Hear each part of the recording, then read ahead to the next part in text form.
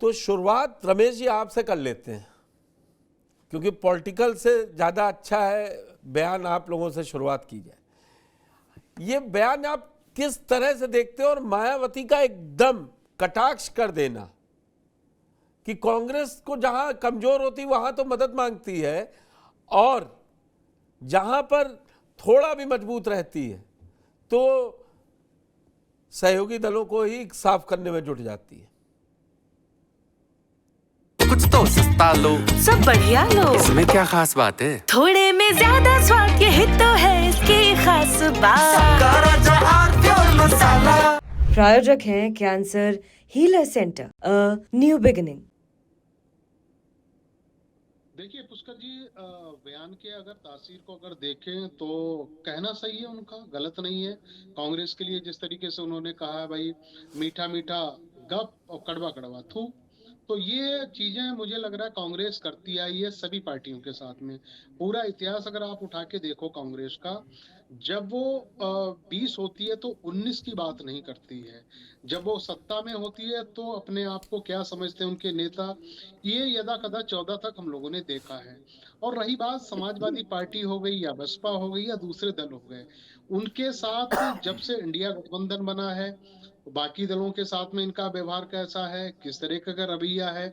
और इवन आपने देखे कि लोकसभा चुनाव की जब सरगर्मी शुरू हो गई थी पिछले बार इन्हीं दिनों में, जनवरी फरवरी मार्च से लेके, तो मायावती ने भी अपने से एक बड़ा लचीला रुख अपनाया था कि मैं अलायंस में, इंडिया अलायंस में जुड़ूंगी और कम से कम उस पोजीशन में आऊं तब जिससे मुझे कम से कम इज्जत मान सम्मान मिले। और इज्जत मान सम्मान का वो हकदार भी हैं। भाई 2007 में प्रचंड बहुमत में सबसे बड़े सूबे उत्तर प्रदेश में सरकार बनाती हैं, पिछली लोकसभा में 10 उनकी सीटें आ जाती हैं।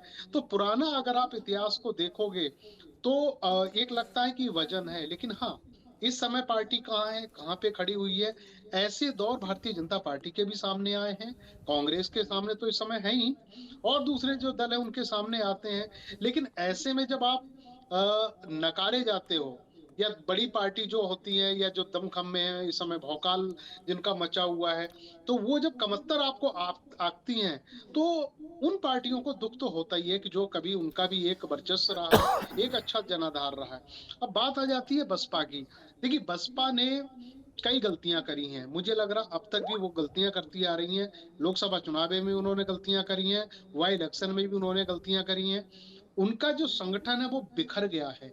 20-22% जो उनका एक मजबूत एक जनाधार हुआ करता था, उनको अब ये लगने लगा कि यार हम वोट दे के करेंगे तो करेंगे क्या। बहन मायावती जी ना यो लोकसभा में दमखम दिखाती हैं, ना विधानसभा में वाई इलेक्शन में। इवन जब 2 अप्रैल 21 में जब पंचायत के चुनाव हुए थे, तब भी पार्टी उनकी कहीं पे दिखाई नहीं देती थी। पीलीभीत में पिछले लोकसभा चुनाव में एक रैली प्रस्तावित करी थी जो वहां पे कैंडिडेट थे। जब पता चला, उन्होंने पहले ये लखनऊ में बैठ के पूछ लिया गया कि कितने लोग हैं, कितने लोग आ रहे हैं, तब उनको बताया गया भाई ज्यादा से ज्यादा हजारों में आ जाएंगे। तो ये कहा गया कि नहीं, जब लाखों में होंगे तब मायावती किसी भी चुनावी सभा को संबोधित करेंगी। लेकिन अब वो दौर नहीं रहा कि आपकी सभा में लाख या 10 लाख लोग अब आ जाएंगे। तो इस स्थिति को आपको समझना पड़ेगा। अब जिस तरीके से उनके नेताओं के नकारे गए, उनके पार्टी के, जब 2007 की जब बात आती थी, सोशल इंजीनियरिंग की हम बात करते थे, सतीश चंद्र मिश्रा के साथ में ठाकुर से लेके ब्राह्मण से लेके सारे जुड़ गए थे। एक चर्चा होने लगी थी कि ये पार्टी अब बड़ा विस्तार करेगी पूरे नेशनल लेवल पे जाके। लेकिन उसके बाद स्वामी प्रसाद मौर्य से लेके जो कदावर उनके स्तंभ हुआ करते थे, वो धीरे धीरे परेशान होके छिटकते धीरे धीरे जब चले गए, तो पार्टी आज उस स्थिति में आ गई है, वहां नखरे आपको नहीं दिखाने पड़ेंगे, आपको हठ धर्मता छोड़नी पड़ेगी। आज जो बयान जिस तरीके से मायावती का है, तो मुझे लग रहा है इसमें आपको और लचीलापन लाना पड़ेगा। ये थोड़ा सा लचीलापन आपने 2019 में आप लेके आए थे, तब आप 0 से 10 पे आ गए थे। अगर यही हठ धर्मिता रही तो मुझे लग रहा आगे आपके जो कार्यालयों में अगर आप देखो, तो ताले पड़ने की नौबत आ गई है। और कौन सी पार्टी जिंदा रहती है, कौन सा दल जिंदा रहता है, कौन सा नेता जिंदा रहता है जब उनके घरों में ताले पड़ने की नौबत आ जाती है, जब उनके कार्यालय बंद हो जाते। यही नौबत तो हमने आरएलडी में देखी थी। आरएलडी में जब ये स्थिति पश्चिमी उत्तर प्रदेश में जहां उनका जनाधार होता था, पता चला था लोग उनके पास चाय भी पीने नहीं आ रहे, उनके पास नहीं आता है, हूं तब रमेश जी, हार के वो नेक्स्ट राउंड बीजेपी में के आता पास हूं कि जाते हैं। किसका गठबंधन कितना मजबूत। और ये आपने एक मौजूद सवाल उठाया है कि जब पार्टियों के दफ्तर बंद होने लगते हैं क्षेत्रीय, तो वो घबराहट में एक गठबंधन से दूसरे गठबंधन में भी क्या कूदते हैं। ये सही है या सम्मान मिलना और ना सम्मान मिलना बात हो जाती है? रुद्र जी, क्या इसके दो आयाम देखे जा सकते हैं बयान के राहुल गांधी के? जो वो दलित छात्रों से संवाद कर रहे हैं उसमें वो ये कह रहे हैं कि हम मानते हैं काशीराम जी ने काम किया है, हम मानते हैं कि बसपा काम कर रही, फिर बीएसपी लड़ क्यों नहीं रही? तो क्या ये सही समय है?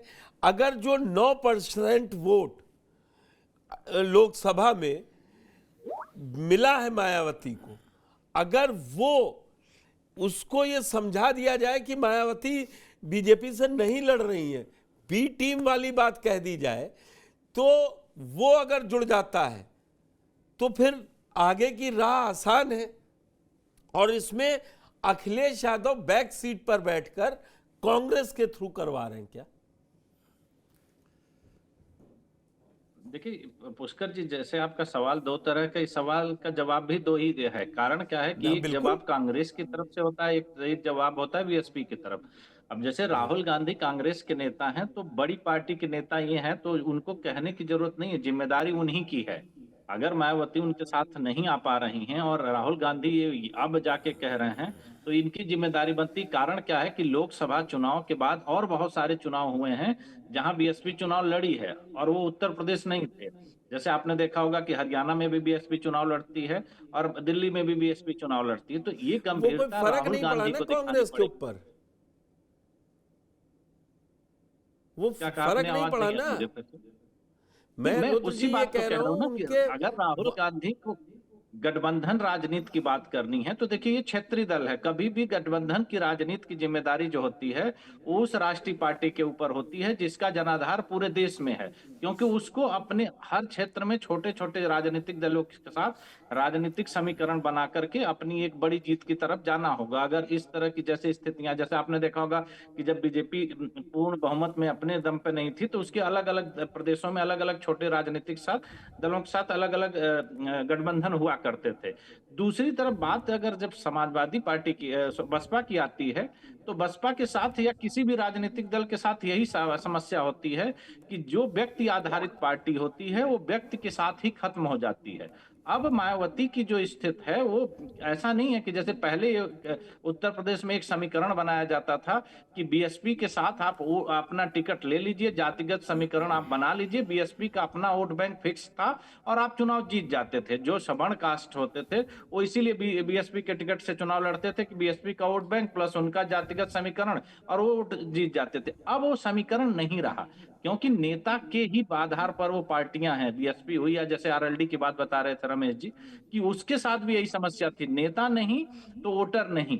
तो ये समस्या आज मायावती के साथ खड़ी हो गई है कि उनके पास जो उनका वोटर है वो किस आधार पर उनको वोट करे। उनकी राजनीतिक सक्रियता नहीं है, उसके साथ वो उस तरह से गंभीर नहीं है, उनके पास सेकंड जनरेशन में कोई ऐसा नेता नहीं है कि जिसके साथ कार्यकर्ता भी जुड़ करके काम करें और अपना भविष्य तलाशें। तो वो उन्होंने अपने उस पॉइंट को रखा है कि जिस तरह से हमारा चल रहा है उस तरह से हम अपना चलाते रहें, मुझे राजनीति के इस दौर में क्यों कूदना है जहां हमारी कोई स्थिति है ही नहीं। और ऐसा हर नेता के साथ हुआ। आप बताइए कि आप उड़ीसा को देख लीजिए। अब आज एक बात देखिए, इस परिस्थिति में वहां पर बीजेपी ने सरकार बना ली क्योंकि नेता आधारित पार्टी थी। अब नेक्स्ट जनरेशन का उनके पास नेता नहीं है। ये बड़ी तो बात कही है रुद्र जी ने। नवीन जी, ठीक है, मैं आता हूं रुद्र जी, कि कांग्रेस को ये मौका दिख रहा है अपने को स्थापित करने के लिए, वो दलितों को साथ ला सकती है। ठीक है, अभी जो उत्तर प्रदेश में मुस्लिम समुदाय है वो समाजवादी पार्टी के साथ एक साथ खड़ा है। देखिए, कोई भी पार्टी हो, चाहे एनडीए हो या गठबंधन हो या इंडिया हो, वो सब यही देखते हैं कि वोट प्रतिशत का हेरफेर क्या है। तो वो चाह रहे हैं कि दलित अगर मेरे साथ जुड़े आके, और रायबरेली में खास तौर से वो जाके दलितों का मुद्दा उठाते हैं। आप पिछले 3 उनके दौरे देख लीजिए जी। उनको भी पता है कि कल को समाजवादी पार्टी से खटक जाए तो कम से कम वहां तो दलिती नुनिया ही जिताने के लिए है, तो ऐसा अलग थलग ना मालूम पड़े। और जो संविधान बचाओ संविधान, उन्होंने उस रैली में आपने देखा सबसे पहले संविधान की किताब दिखाकर ही पूछा ये क्या है।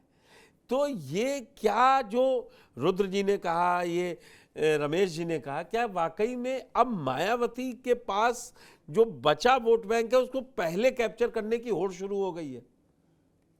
पुष्कर जी, 2-3 चीजें बड़ी महत्वपूर्ण है और हम सभी को समझनी पड़ेंगी। पहली चीज तो ये है कि जो बसपा की बात रुद्र जी ने भी कही, रमेश ठाकुर जी ने भी कही, बहुजन समाज पार्टी के पास महज लीडरशिप के नाम पर अगर कुछ है तो मायावती जी का नाम है, उनका चेहरा है, इसके अलावा कुछ है नहीं है।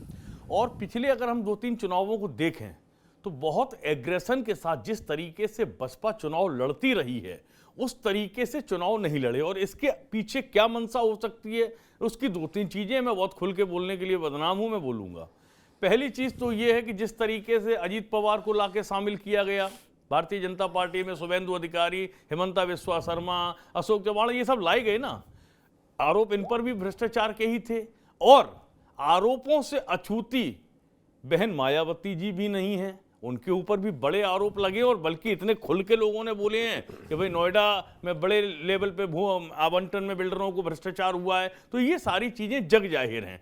अब बहन जी के साथ क्या है कि वो इस समय मुझे जो दिखाई देता है, हो सकता है मेरा आकलन गलत हो मेरा, कि वो उसी डायरेक्शन में उतना ही चलेंगी जितना भारतीय जनता पार्टी उनको मूव करने की इजाजत देगी। और ये हमने तमाम चुनावों में देखा है। बाई इलेक्शन कभी बसपा नहीं लड़ती थी, वो आजमगढ़ लड़ी, जाके गुड्डू जमाली को चुनाव लड़ाया और वहां वोट कटा। लेकिन आपका जो वो एक्सपीरियंस था या आपने जो प्रयोग किया वो आपके वोटर, आपके कार्यकर्ता और आपके समर्थक समझ गए। समझने का नतीजा क्या हुआ कि वो वोटर जो है वो विभाजित हो गया और आपके पास जो 29% से 22% हुआ और 22% जब 9% पर आ गया तो वो वोट आपका विभाजित हो गया। अब विभाजित जब हो गया तो आपकी इंपॉर्टेंस खत्म हो गई। कुछ तो सस्ता लो, सब बढ़िया लो, इसमें क्या खास बात है? थोड़े में ज्यादा स्वाद, यही तो है इसकी खास बात। प्रायोजक हैं cancer healer centre, a new beginning.